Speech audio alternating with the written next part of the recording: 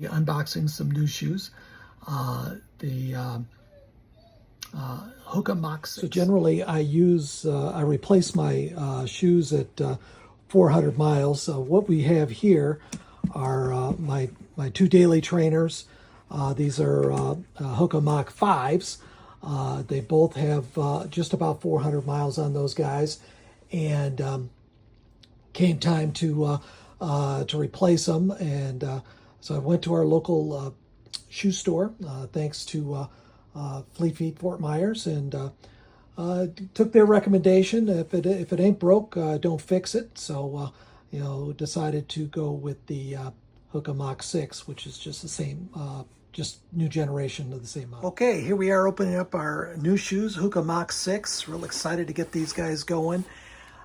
Replacing the my Mach 5s with the Mach 6, next generation, same model. These are 8.2 ounces.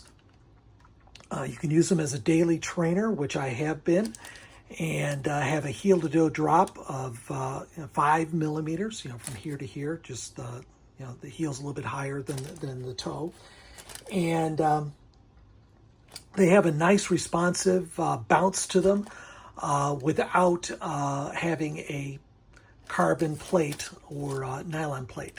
I have used the carbon and nylon plates for my racing shoes, which I'll show you at some point in the future. But these are daily trainers. Planning on working these to death.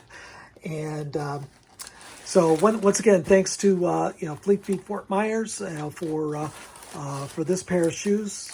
I bought them, but thanks to them for selling them to me. They retail for $140. All right, we're ready for our field test on the Hoka Mach 6. Once again, nice springy feel.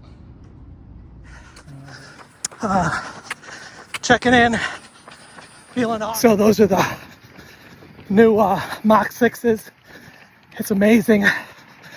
I had run 400 miles on each of my two trainers. These guys are brand new, first mile out.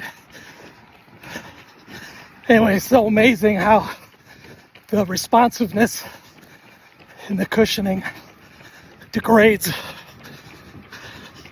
and you don't even notice it. Obviously, because it's a little bit at a time. But shoes are awesome.